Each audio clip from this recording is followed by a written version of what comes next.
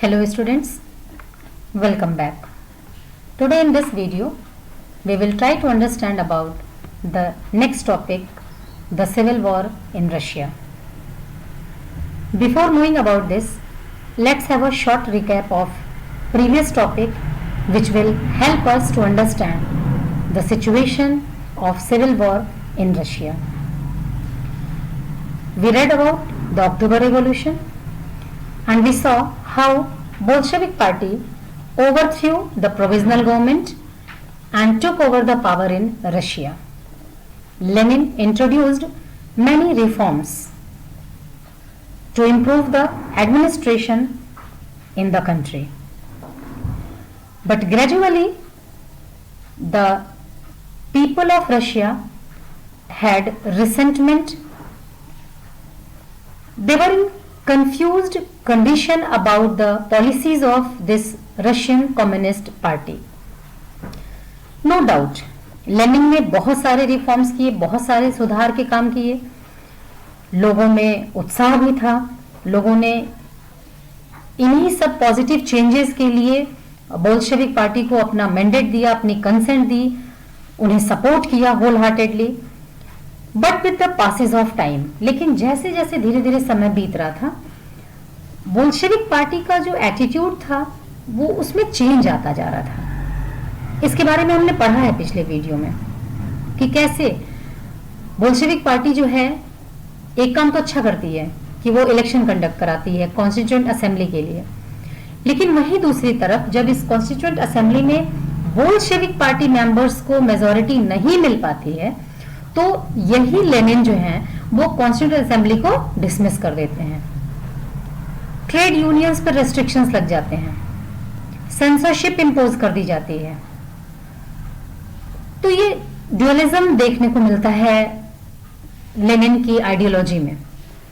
एक तरफ तो वो कहते हैं कि वो वर्किंग क्लास के लिए खड़े हो रहे हैं, वो पीजेंट्री को सपोर्ट कर रहे हैं, वो down trodden section of the society को प्रमोट करना चाहते हैं, और वहीं दूसरी तरफ अगर कोई बोल्शेविक पार्टी के खिलाफ बोलता है या बोल्शेविक पार्टी को सपोर्ट नहीं करता है तो वो उस व्यक्ति को, उस पार्टी को, उस सोवियत को पूरे के पूरे सोशलिज्म का दुश्मन मान बैठते हैं.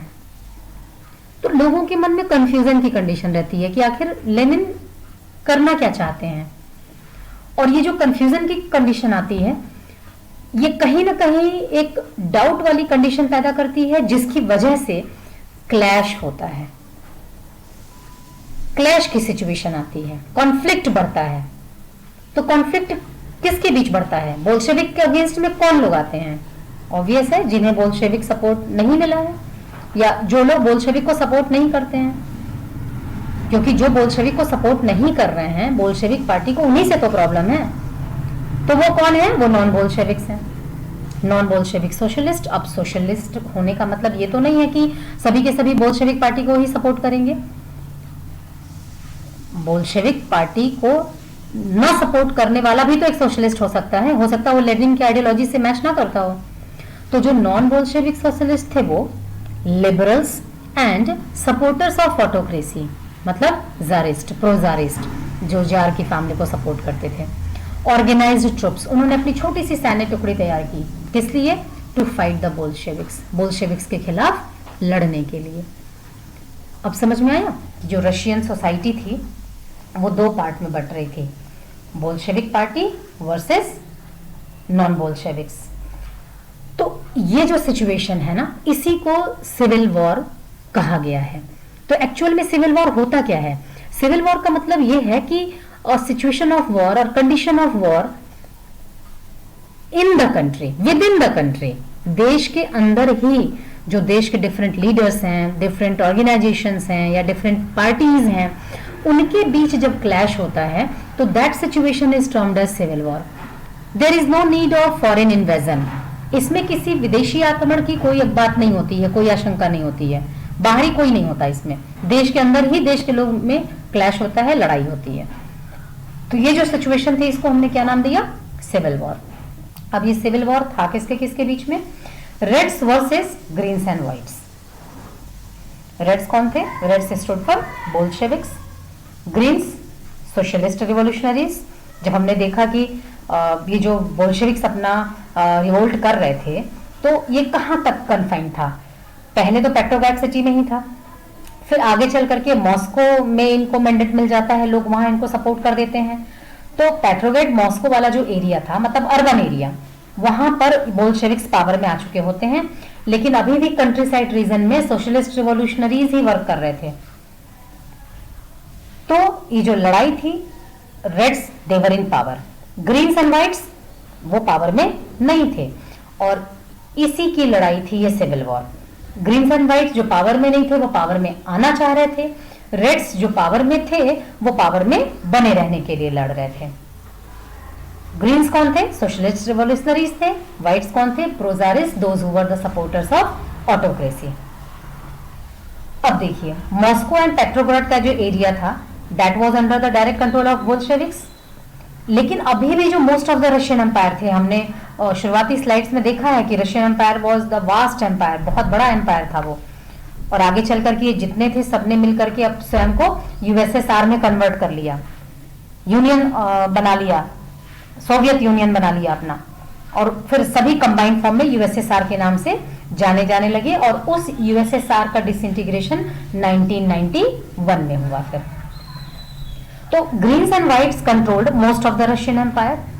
सोशलिस्ट रिवॉल्यूशनरीज जो थे वो बहुत जगह कॉन्फिस्केट कर लिए थे नोबल्स की लैंड को, और व्हाइट्स जो थे वो उनका बहुत ज्यादा जगह पर जहां पीजेंट नहीं सफल हो पाए थे वहां व्हाइट्स का कंट्रोल था। तो ये लड़ाई होने लगी Reds versus Greens and Whites में, और मोस्टली जो रशियन एम्पायर का पार्ट था वो किसके कंट्रोल में था? ग्रीन्स एंड व्हाइट्स के ही कंट्रोल में था। अब देखिए, they were supported by, here they stands for green and whites, greens and whites के लिए यहां पर दे यूज किया जा रहा है। They were supported by French, American and British. अब आप कहोगे कि मैम रिसेंटली अभी तुरंत आपने बताया है कि सिविल वॉर में किसी बाहरी देश का इंटरफेरेंस नहीं होता है, और अब आप 2-3 लाइन छोड़ करके फिर ये बता रही हैं कि they were supported by French, American and British. तो यहां पर आपको ये समझना है कि French, American and British greens and whites को सपोर्ट कर रहे थे, नो डाउट, लेकिन फाइनेंशियली वो उसमें वॉर में नहीं इन्वॉल्व थे, अपने सैनिक नहीं भेज रहे थे, उनको सिर्फ फाइनेंस दे रहे थे या तो फिर वार इक्विपमेंट्स प्रोवाइड कर रहे थे। अच्छा, ऐसा क्यों कर रहे थे वो? In order to control the growth of socialism. Bolsheviks जो हैं वो सोशलिज्म को स्प्रेड करना चाह रहे थे। जो व्हाइट्स थे, जो ग्रीन्स थे, ये बोल्शेविक्स को सपोर्ट नहीं कर रहे थे। तो व्हाइट्स को जो है वो सपोर्ट मिल रहा था फ्रेंच, अमेरिकन एंड ब्रिटिश की तरफ से। क्यों मिल रहा था? कि ये तीनों ही कंट्रीज जो हैं वो कैपिटलिज्म ब्लॉक से बिलोंग करती हैं, और आपको ये चीज अब तक क्लियर हो गई होगी कि सोशलिज्म वर्सेस कैपिटलिज्म, अगर सोशलिज्म दिन है तो कैपिटलिज्म रात है। जस्ट अपोजिट कैरेक्टर हैं दोनों के। कैपिटलिज्म कहता है कि to gain maximum profit at the cost of loss of benefit of the working class, और सोशलिज्म क्या कहता है? There should be no individual property, property should be owned as a community whole. तो just opposite का दोनों में difference है, इसलिए फ्रेंच, अमेरिकन और ब्रिटिश जो हैं वो प्रोजारिस्ट को सपोर्ट कर रहे थे बोल्शेविक्स के खिलाफ, ताकि सोशलिज्म का जो बढ़ता हुआ इन्फ्लुएंस है उसको कंट्रोल किया जा सके, उसको बढ़ने से रोका जा सके। अब चूंकि लड़ाई चल रही है तो आप तो सिंपली ये समझ सकते हो कि बोल्शेविक्स वर इन पावर, तो वो आर्मी को ऑर्डर प्लेस करेंगे, जैसे प्रोविजनल गवर्नमेंट ने क्या किया था, आर्मी को ऑर्डर प्लेस किया था, बोल्शेविक्स पर हमला करवा दिया, ओपन फायरिंग करा दी, और बोल्शेविक्स जो है वो डर करके वहां से लेनिन वगैरह जो है वो फ्ली कर गए थे, भाग गए थे, दूसरे देशों में चले गए थे। ठीक है, तो आपको लग रहा होगा यहाँ बोल्शेविक्स वही काम कर सकते हैं अगेंस्ट ग्रीन्स एंड व्हाइट्स। जरूर कर सकते हैं, कुछ जगहों पर किया भी, लेकिन प्रॉब्लम यहां पर ये थी कि army begin to break up due to the land distribution. Army में टूट आने लगी थी, आर्मी बिखरने लगी थी। क्यों? आप याद करो कि जो रशियन पॉपुलेशन थी वो बेसिकली कहां से बिलोंग करती थी? यस, गुड, एग्रीकल्चर सेक्टर से। बाद में इन्हें रिक्रूट किया गया एज अ वॉर सोल्जर। अब यहां पर बोल्शेविक्स तो ऑर्डर प्लेस कर रही है लड़ाई के लिए against the Greens and Whites, लेकिन लैंड डिस्ट्रीब्यूशन का भी मामला चल रहा है। कंट्री साइड एरिया में सबको ये खबर मिल चुकी है कि बोल्शेविक्स पावर में आ गई है, प्रोविजनल गवर्नमेंट को हटा दिया गया है।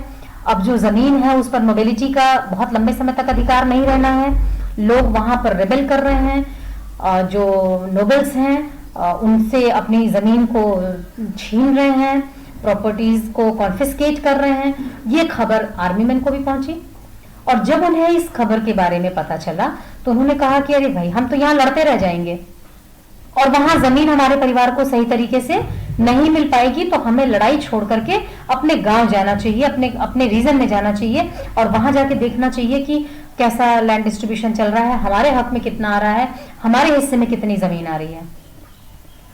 तो आर्मी बिगेन टू ब्रेकअप। अब due to all these reasons, ये सारी कारण थे उस समय, there was a civil war चल ही रहा था, लूटपाट मची हुई थी, डाकू डकैती का काम चल रहा था, एंड फेमाइन, नेचर भी एक तरह से अपने आप को लोगों को परेशान करने में एंगेज रखी थी, फेमाइन की कंडीशन भी चल रही थी। और ये सारे फीचर्स, डाका डालना, डकैती कर देना, लूट कर देना और सिविल वॉर तो खैर चल ही रहा था against Reds versus Greens and Whites, ये सारी सिचुएशन जो थी ना वो बहुत ही कॉमन हो गई थी उन दिनों रशिया में।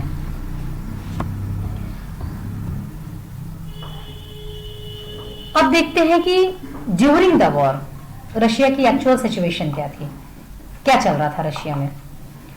तो ये जो व्हाइट्स थे ये बोल्शेविक्स के खिलाफ थे। इतना तक पढ़ने के बाद बोल्शेविक्स नाम लेते ही आपके मन में एक बात आती है ना कि लेनिन है supporters of peasants against the jar, against the provisional government, working for the down trodden section of the society. तो बोल्शेविक्स वर्सेस व्हाइट्स, बोल्शेविक की लड़ाई व्हाइट से चल रही थी।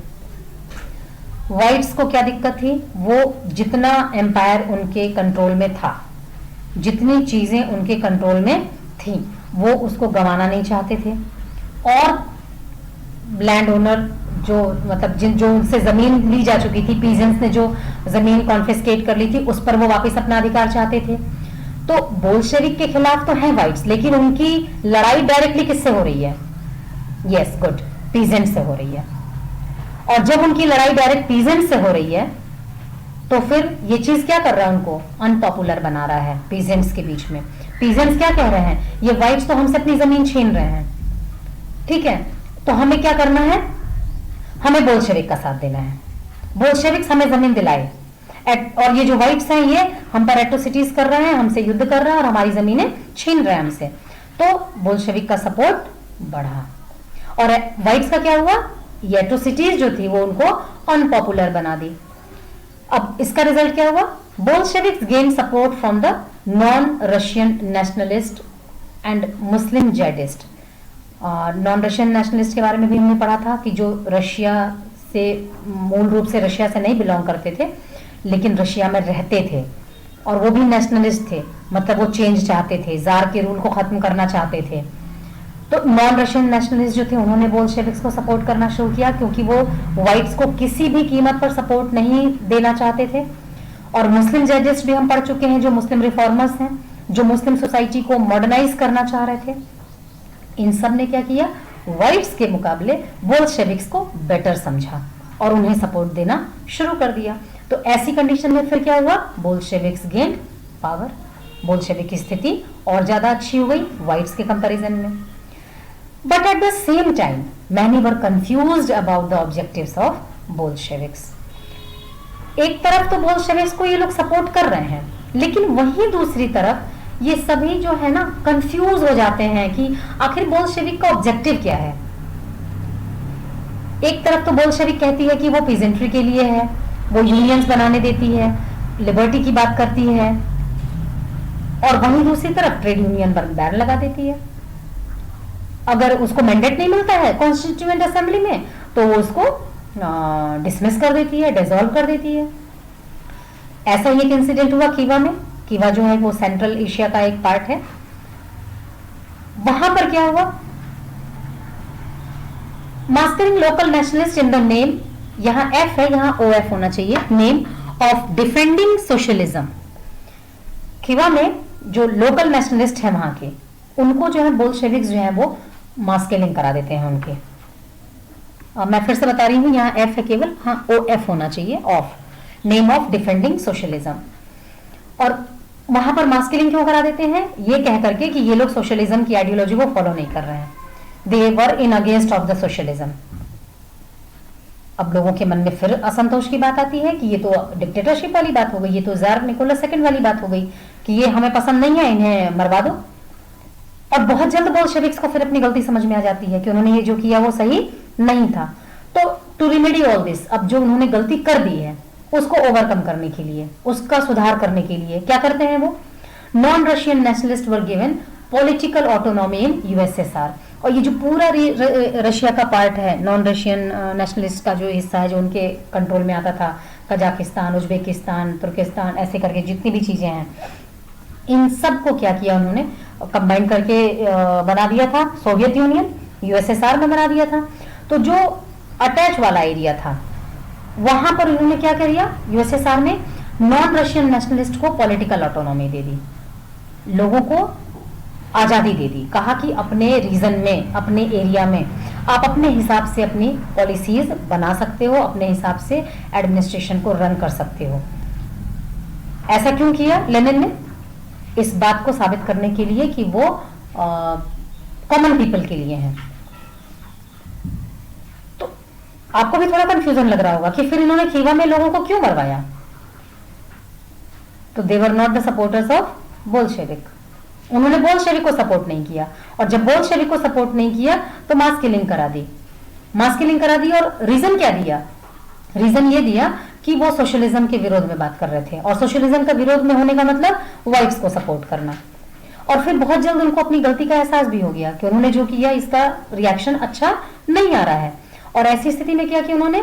इन सबको एक थोड़ा सा मलहम पट्टी करने के नाम पर उन्होंने क्या किया? नॉन रशियन नेशनलिस्ट को पॉलिटिकल ऑटोनॉमी दे दी, कहा आप अपने हिसाब से यूएसएसआर के जो रीजंस हैं आप वहां पर रूल करिए, अपनी पॉलिटिकल पॉलिसीज बनाइए। तो ऐसा कहा कि देखिए आप भी तो नेशनलिस्ट हैं, हम आपके खिलाफ तो कुछ भी नहीं कर रहे हैं। क्यों? क्योंकि आप सोशलिज्म को फॉलो करते हो। हमने खीवा में ऐसा क्यों किया? क्योंकि वो सोशलिज्म को फॉलो नहीं कर रहे थे, वो व्हाइट्स के सपोर्टर्स थे। Still there were some unpopular policies of Bolsheviks. पहले उन्होंने खीवा में गलती की, फिर नॉन रशियन नेशनलिस्ट को पॉलिटिकल ऑटोनॉमी दी यूएसएसआर में, दिखाने की कोशिश की कि हम कॉमन पीपल के सपोर्ट में हैं। लेकिन उसके बावजूद बहुत सारी ऐसी पॉलिसीज थी बोल्शेविक्स की जो जिसकी वजह से लोगों के अंदर कंफ्यूजन होता था कि आखिर ये पार्टी का ऑब्जेक्टिव क्या है। एक और एग्जांपल है हार्श डिस्करेजमेंट ऑफ नोमेडिज्म। नोमेडिज्म क्या होता है? उसके पहले नोमेड्स समझ लीजिए क्या होता है। Nomads are the people those who are moving from one place to another. इस नोमेडिज्म में आपके ट्राइबल पीपल भी आ सकते हैं, और इसमें पेस्टरलिस्ट भी आते हैं, those who are moving from one place to another with their cattles in search of good pasture. अपने जानवरों के साथ भी लोग मूवमेंट करते हैं अच्छे पास्चर की तलाश में, मतलब पास्चर मतलब घास का मैदान जहां उनके एनिमल्स ग्रेज करेंगे।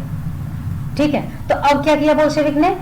डिस्करेज किया, बहुत स्ट्रिक्टली नोमेडिज्म पर उन्होंने रेस्ट्रिक्शन लगाया और कहा कि ये जो मूवमेंट है ना लोगों की from one region to another, ये बिल्कुल चेक होनी चाहिए, स्ट्रिक्टली चेक होनी चाहिए।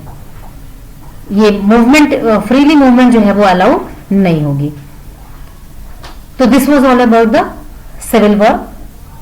Now in our next video we will come to know about the next topic, making a socialist society. Thank you.